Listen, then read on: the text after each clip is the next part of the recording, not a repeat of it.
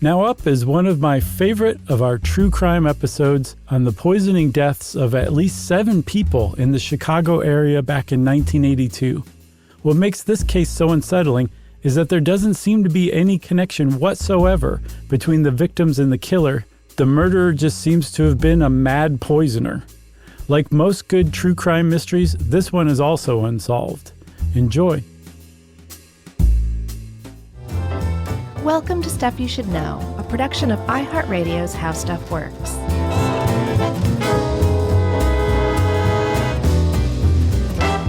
Hey, and welcome to the podcast. I'm Josh. There's Chuck. There's Josh.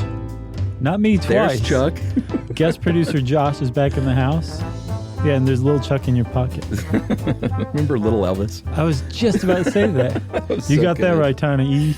Oh, man. What a great sketch. It really was. That was Nicolas Cage, wasn't it? Yeah, man. Did you ever see Mandy? Yes, it was terrible. I don't care what anybody else says. Did you hate it? Terrible, terrible movie. Yeah, Noel and I talked about it on Movie Crush. He's seen it like 4 times.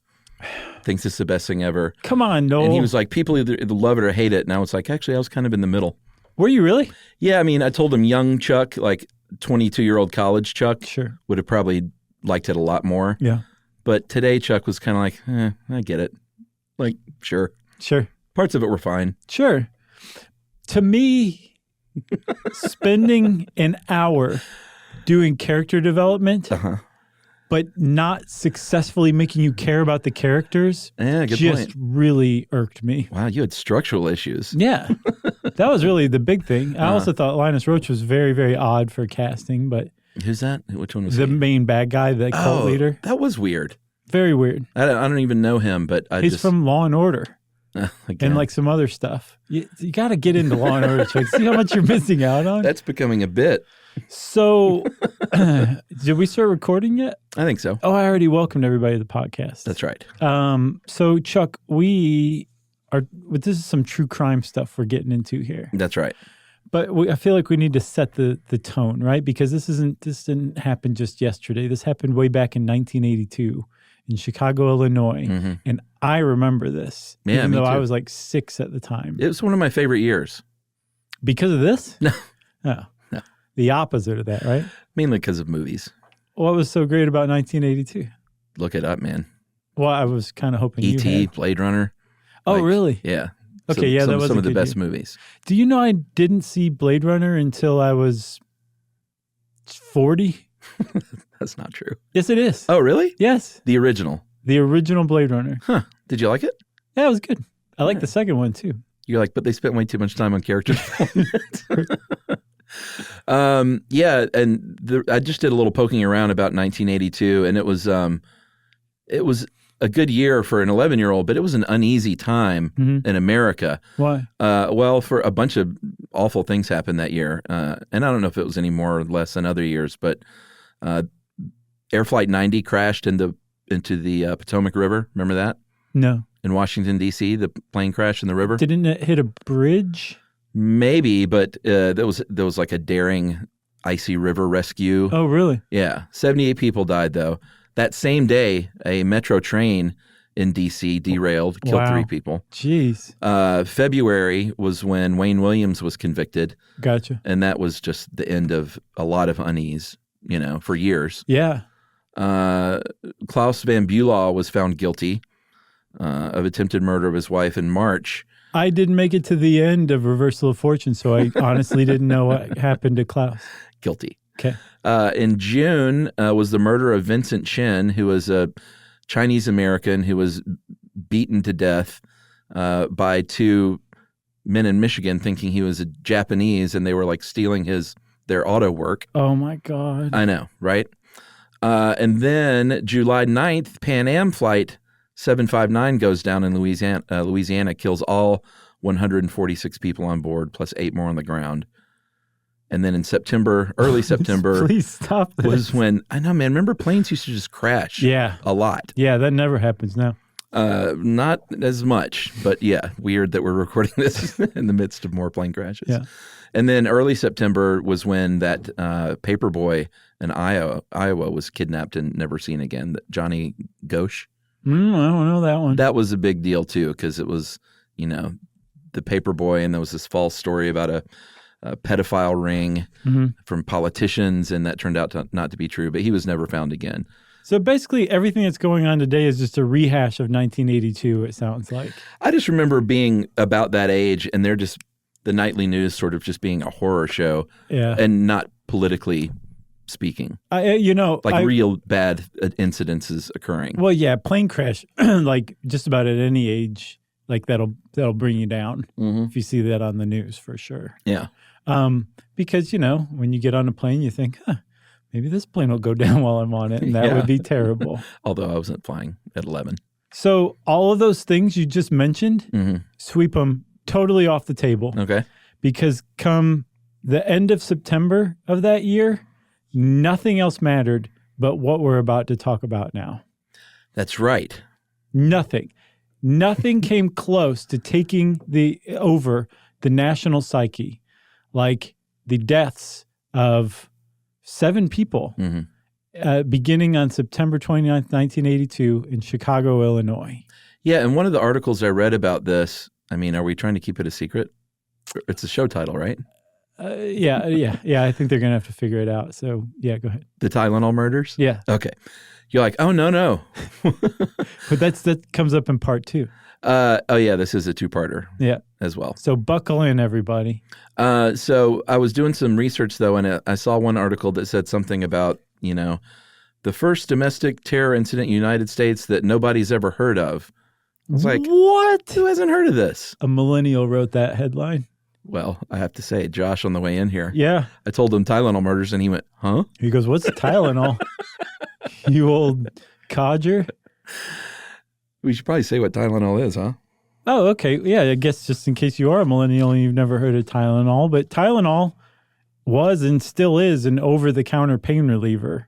It's like you have aches and pains. And apparently what's crazy, people would take Tylenol whatever was wrong with them. Right. Because now you can go get aspirin and you could get aspirin Advil and Aleve. There was no Aleve back then. That was a 90s drug. There's way more over-the-counter pain relievers now than there were back then. Back then, Tylenol was basically it. Yeah. It's acetaminophen, which is different than aspirin. And I think a lot of people just think those are interchangeable. Right. The reason I believe Tylenol became so big is because aspirin upsets a lot of people's stomachs. Right. Tylenol does not, or it's not supposed to. And that's why it came out of nowhere and just took over the aspirin market.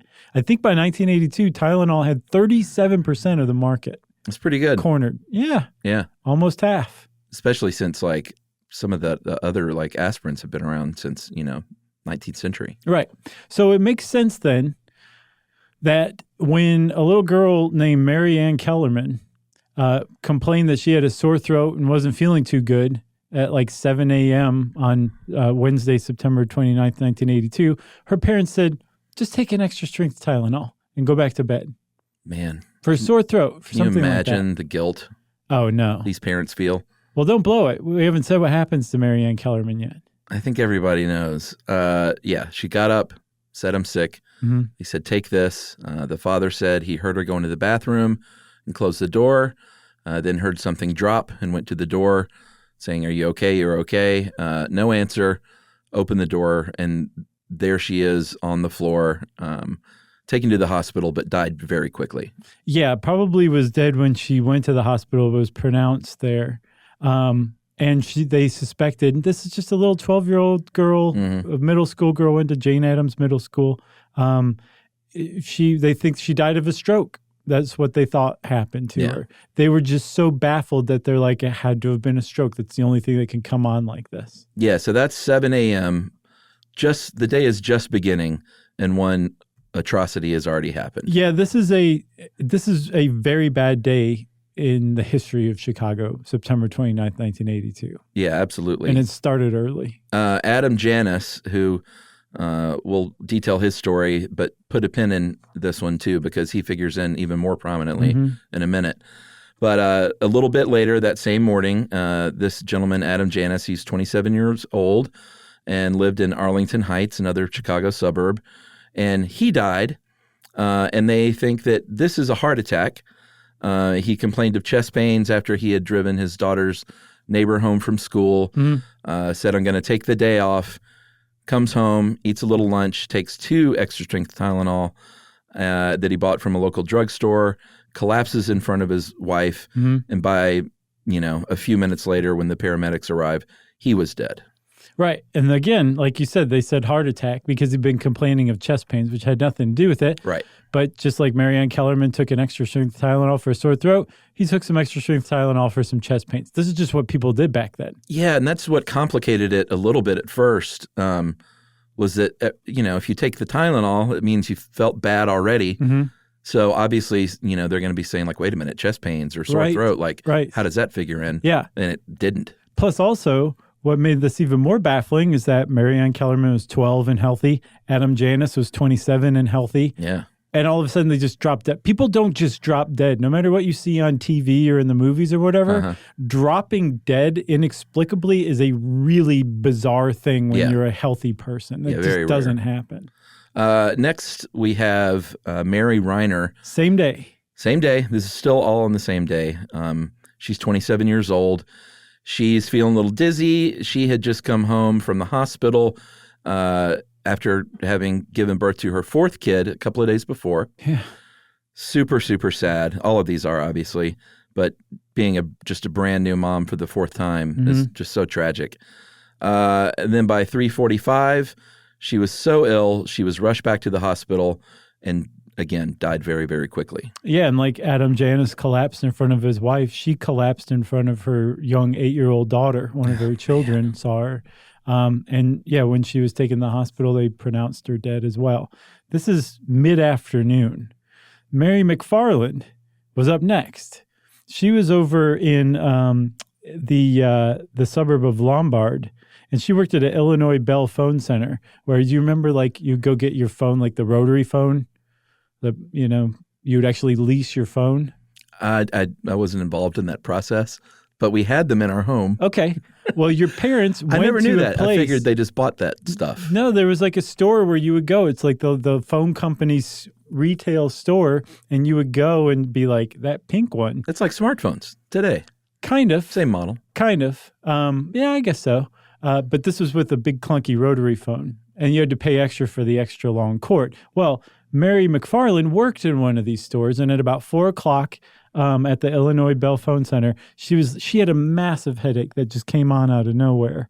And she went back and got some extra-strength Tylenol out of her purse, took a couple of them, and within minutes collapsed in the store. Yeah, she was young as well. She was 31 years old, mother of 2. And then, remember I was talking about Adam Janis a few minutes ago. His family goes to the hospital. Obviously, everyone converges there. He passes away. And so the family makes their way home to begin mourning and just sort of trying to reconcile what had just happened. Yeah. His brother Stanley, who was only 25, and then his wife Teresa, who was only 19, are both just overcome and worn out and have headaches. So they're at Adam's house.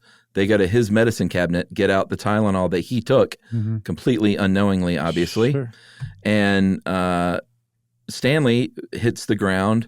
Foam comes from his mouth. His eyes roll back in his head. Everyone's freaking out. And a few minutes later, his wife collapses.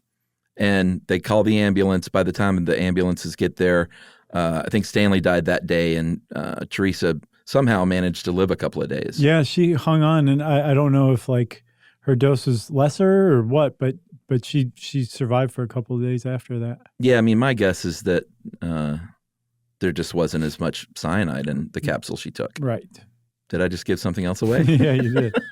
But so Stanley took his Tylenol first, and then Teresa took hers. And one of the paramedics noted, like, Teresa was the one that called the ambulance out to come out for Stanley. And when they get there, they're both like on the ground. And they're like, what's going on? And one of the paramedics said everything that was happening to the guy happened to the woman like a couple minutes later. Right. Like she was just following him through this process of like basically systemic organ failure. And this is the same day that his brother had passed away. Yep, this is about 6 hours after Adam Janis had died. Then finally, I know this is all tough to go through, everyone. We almost selected this as our next live show. I'm really glad we did. Probably a good idea. Because, I mean, can you imagine trying to liven this up with some jokes? I thought at the time, thing, I was like, nah, we can do that. But yeah, the more I got into it, I was like, yeah, this is probably not good live material. Right. We should have a rule of thumb that any story that begins with the death of a 12-year-old girl is not live show material. Yeah, I think you're right. So finally, we have Paula Jean Prince.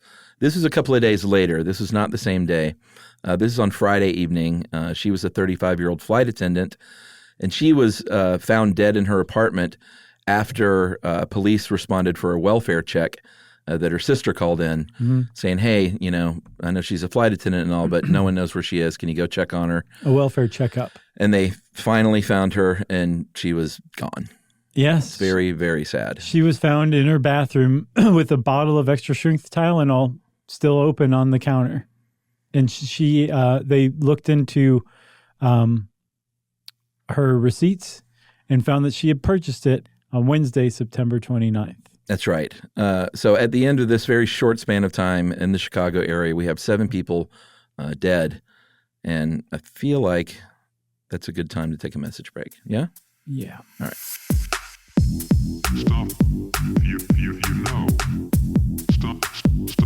You should know. No. Stop.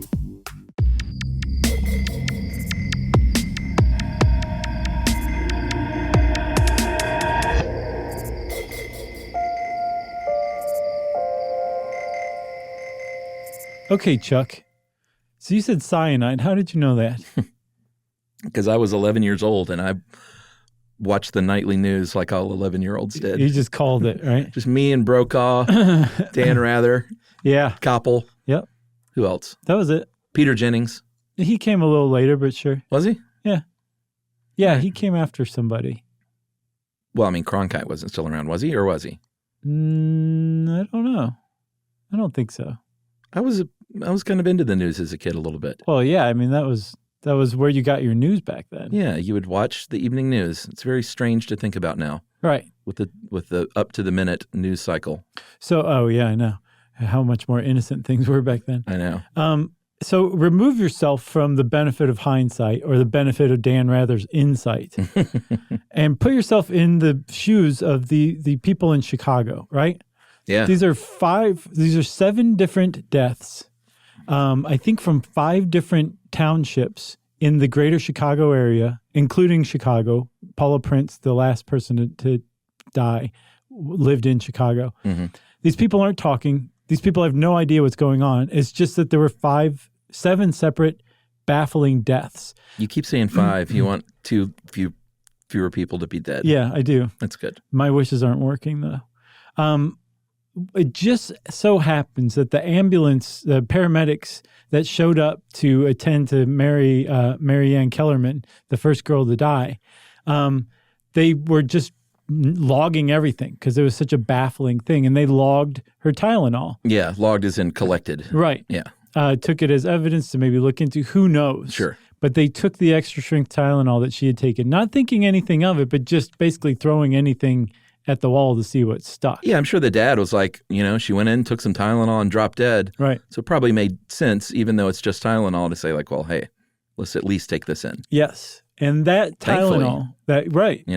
Because that bottle of Tylenol made its way into the hands of a medical examiner whose name was Michael Schaefer. And Michael Schaefer tested the Tylenol and was rather surprised to find that some of the capsules had not Tylenol in it, but 65 milligrams of potassium cyanide. Yeah. And it takes about 50 milligrams to kill a healthy adult.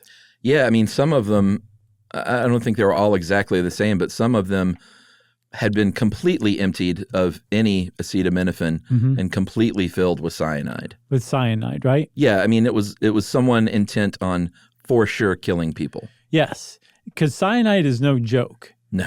It's a really, really small molecule, and it normally attaches to metals outside of the body, which is why you have or minerals, I guess, which is why you have potassium cyanide. Right. When it goes into the body, when you ingest it, however you ingest it, whether it's from a Tylenol capsule or breathing cyanide gas like they used to use to execute people with. Yeah, like they stopped using it for executions because it was such a brutal death. Yeah, it's a very cruel, Yeah. painful way to die. In the body, it detaches from its mineral or metal, and it attaches to a protein in the body called cytochrome C oxidase, which doesn't sound like it'd be a big problem, but it turns out that that's about the worst protein that cyanide could attach itself to, because we really need cytochrome C oxidase to breathe. Yeah. Basically, this sounds like such a cruel thing because it's just rapid cell death. Mm-hmm. And it's not like your throat closes up and you can't breathe. Right. Like you're inhaling oxygen Mm-hmm. and you are technically taking breaths, Mm-hmm.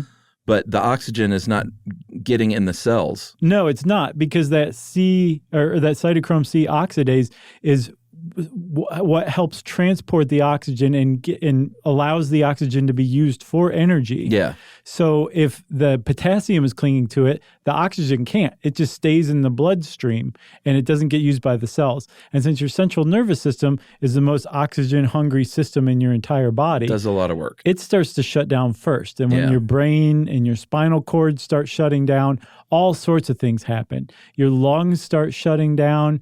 Your heart, God bless it, keeps beating for minutes after the rest of Yeah. your body's shut down. It can. So you're not technically dead. They're not sure exactly how long the pain and excruciation of dying from cyanide lasts, but they think you're probably conscious and aware and freaked out for about a minute at least, and your heart may continue beating for 3 or 4 minutes after that. So it's not a pleasant death at all. No, you're gasping for air, you're breathing in air, nothing's happening. Mm-hmm.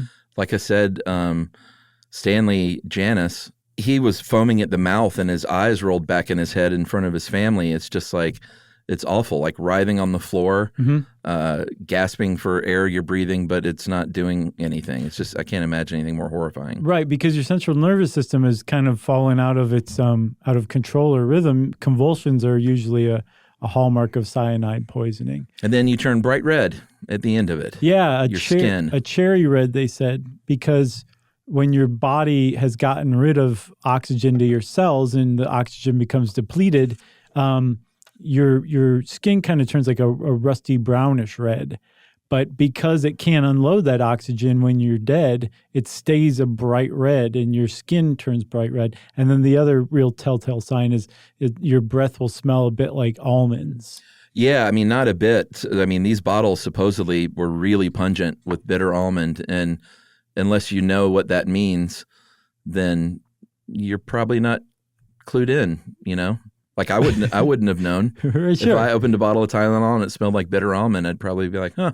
Right. It's a nice smell, actually. Yeah, I like this Tylenol. Yeah. I guess they have a new almond flavor. Awful. So Michael Schaefer, the medical examiner, has just realized that this little girl has been poisoned, but he knows nothing about these other deaths. Yeah. There's nothing like that. It's not entirely clear how everything became connected or who connected it. But what I find just particularly astonishing is that within just a few hours, by the evening of September 29th, people were saying there's something up with the Tylenol in these mysterious deaths that have been going on all around Chicago. Yeah, we'll get into the dragnet they cast, but within a few days, they had kind of solved everything but who did it and how it may have happened. Who done it? Right. So yeah, very quickly they figured out the Tylenol, and there are a couple of different stories on, like you said, on who was the first person to point this out. One story is that a reporter for the City News Bureau in Chicago was doing the reporter thing and then doing some deep diving and investigating, and called up a deputy coroner and said, hey, I think this is what's happening. They told the police.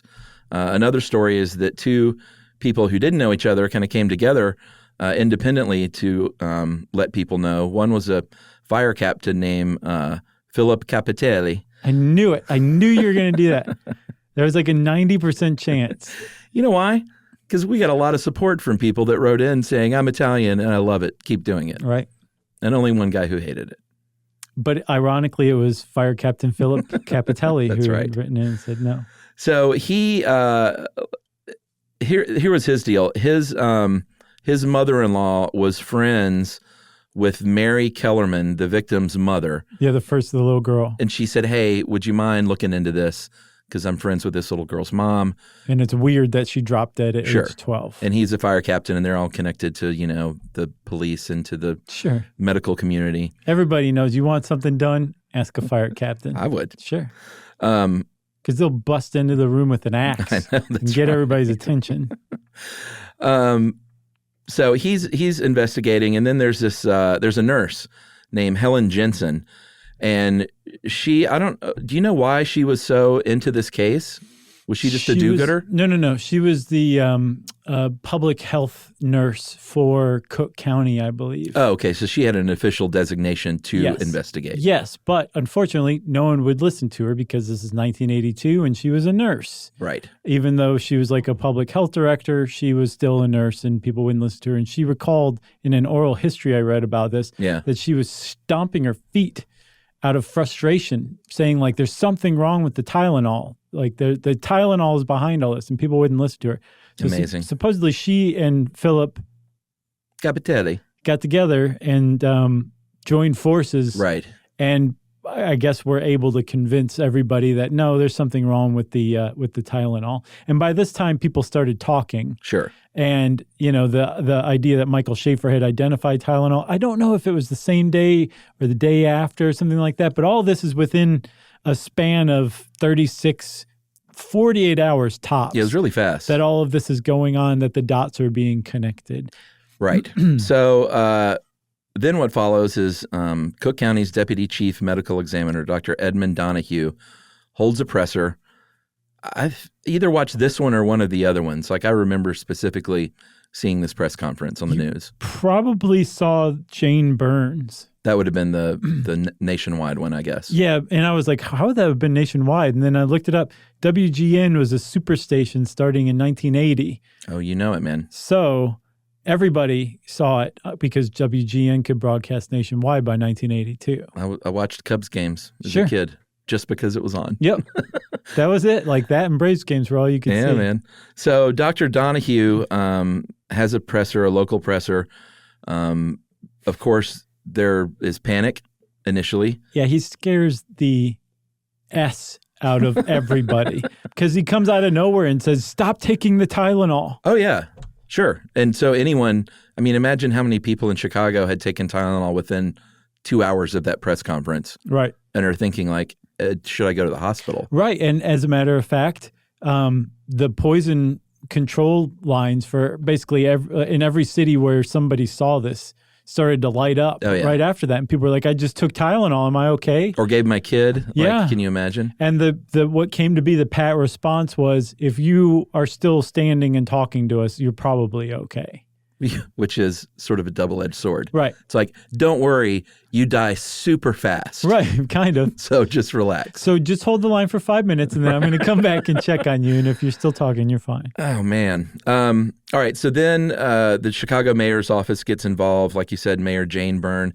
She says, print a bunch of flyers, print them in a bunch of languages. Maybe on goldenrod and cornflower blue. Sure. Why not? Really catch people's attention. She had police drive through with loudspeakers on their car, literally saying, like, don't take Tylenol. Reenacting that scene from the Blues Brothers where they're driving. I was thinking Slacker, and that's funny. Two different movies. But do you remember they're driving through in the police car with the loudspeaker talking about their show? Yeah, same as Slacker. I don't remember. I guess I didn't make it to the end of Slacker either. It was in the middle-ish. It was no Dazed and Confused, huh? Oh, just different movies. Okay. So they're posting flyers. Cops are driving around, blaring it through neighborhoods. And then she has a press conference. She has all Tylenol removed from the Chicago area. She calls for it. Well, sure. She didn't go around with her basket. Right. No, I'm not 100% clear if she was actually able to demand that the Tylenol be removed. I think she was more warning. Yeah, I mean, I doubt if there was any law she could invoke. I wonder, though. Seems like you would want afterward, something like that. I would imagine. Yeah. That's, we'll talk about that later. Okay. So the TV and the radio, obviously everyone picks this up, not just in Chicago or the United States. It goes worldwide. Yeah. And so, there's people in Europe and Asia pulling Tylenol off the shelves. Yeah.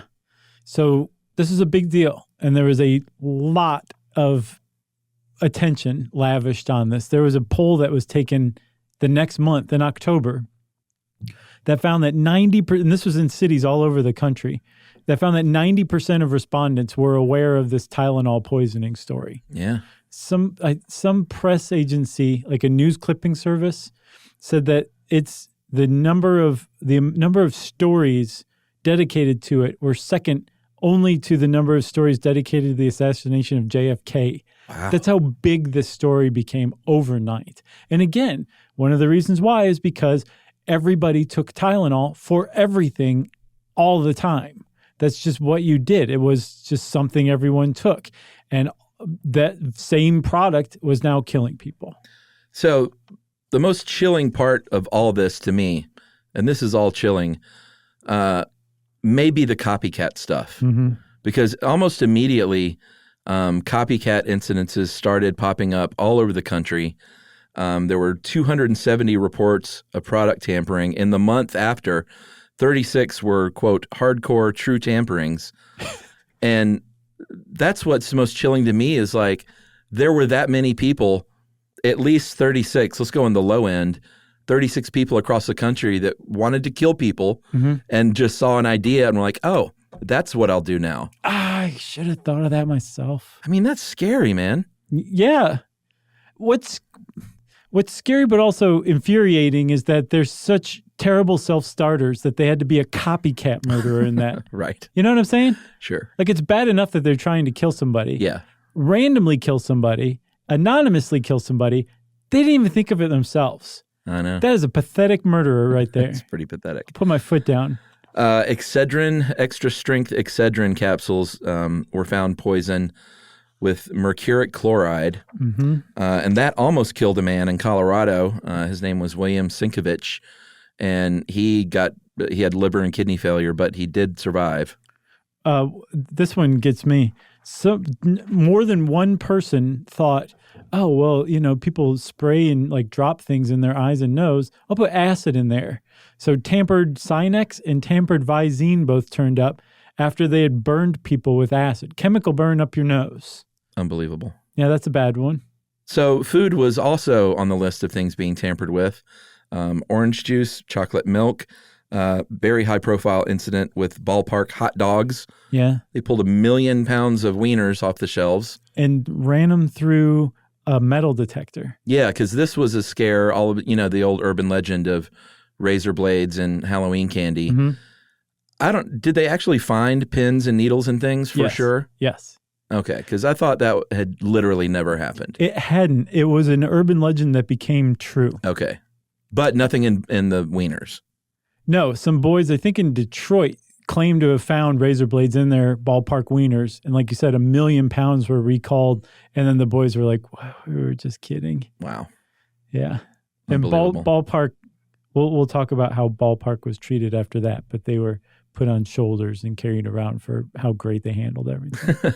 And, there were a lot of hoaxes. There were a lot of tips called in about other tampering. And it had a really, if the purpose of this was to induce panic and fear and terror, then it absolutely worked. Absolutely. Should we take another break? I think so, man. We're going to come back and talk about the investigation. Stop. You know. Stop. You should know. No. Stop.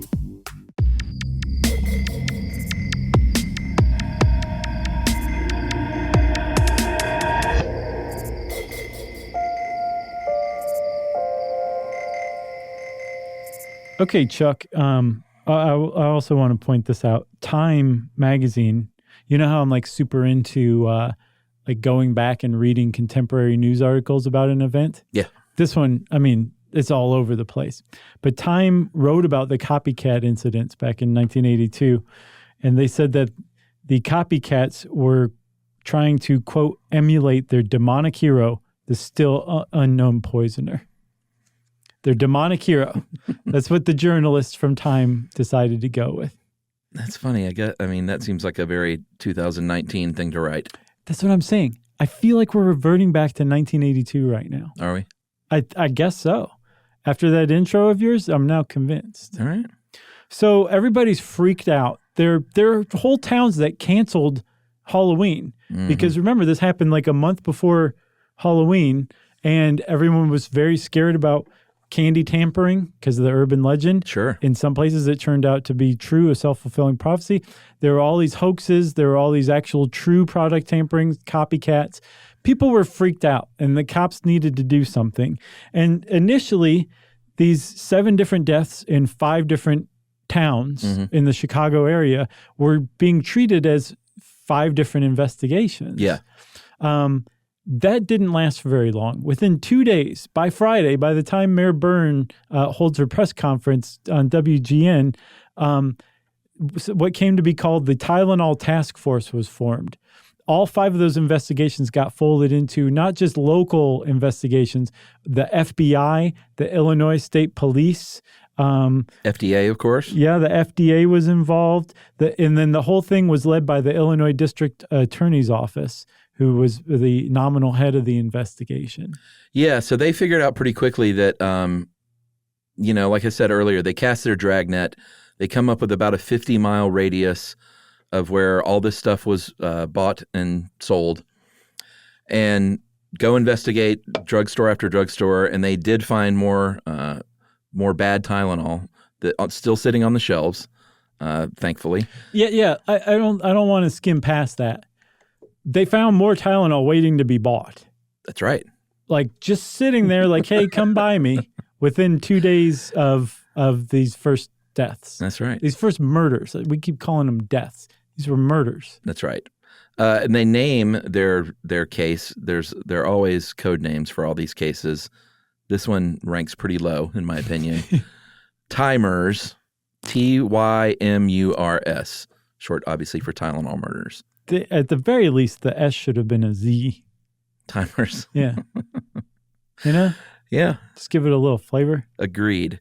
So the cops are there was some confusion about how this went down because they're trying to figure out, did it happen at the factory? Did it happen after the factory? Right. What's the supply chain like? Well, that's huge. That's like the crux of the investigation. Oh, yeah, absolutely. Where did the tainting occur? Yeah. So they found out that all of the containers were from lot number MC 2880, which was pushed out in August.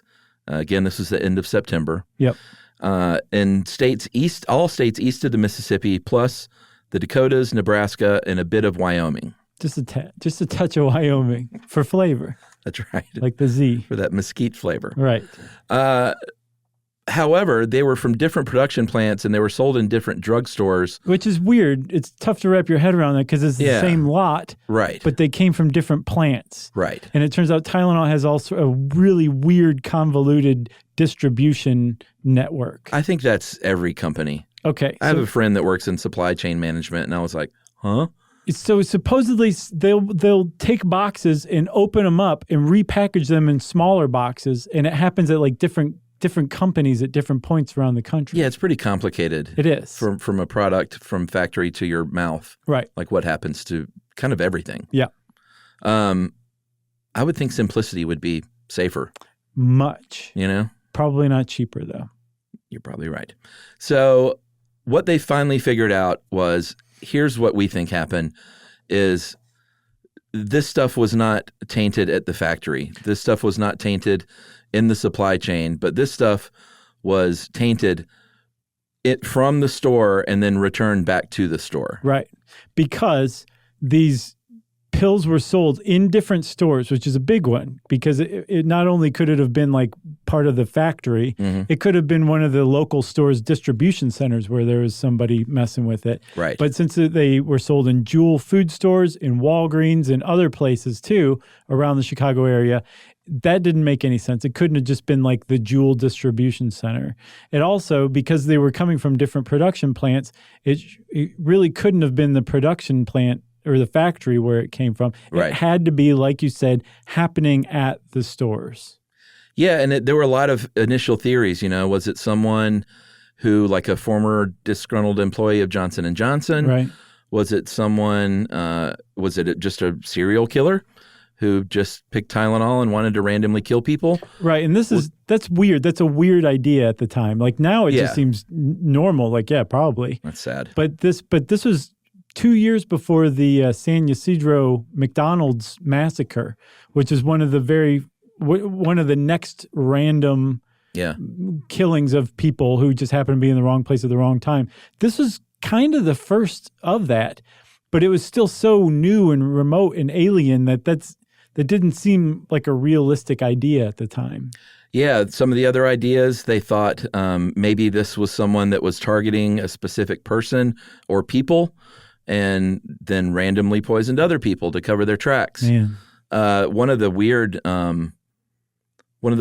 theories that came out later after, and spoiler alert, we now have tamper-proof medicines. I'm sure everyone's noticed. Uh-huh. There was one theory that it was someone who had a financial stake in tamper-proof technology. Yeah, I saw something like that too. I don't think there was ever a ton of credence put into that one, but point is, there were they were flying blind basically because it was just such an unexpected, odd, random thing. Right. They were basically coming up with kind of any idea they could think of. But the one that the cops settled on, and the one that Johnson & Johnson also settled on too, because they went back and tested samples from lot MC 2880 and found that there was no tainting of the lot, that their samples were pure.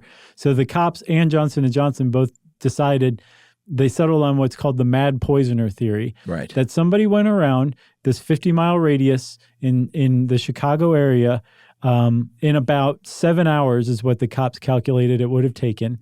Either bought a bunch of Tylenol and then took it back to their house and poisoned it, repackaged it, and then drove around and redistributed it, or went from store to store, went in, bought some Tylenol, took it out to the car, poisoned it, and then repackaged it and brought it back in.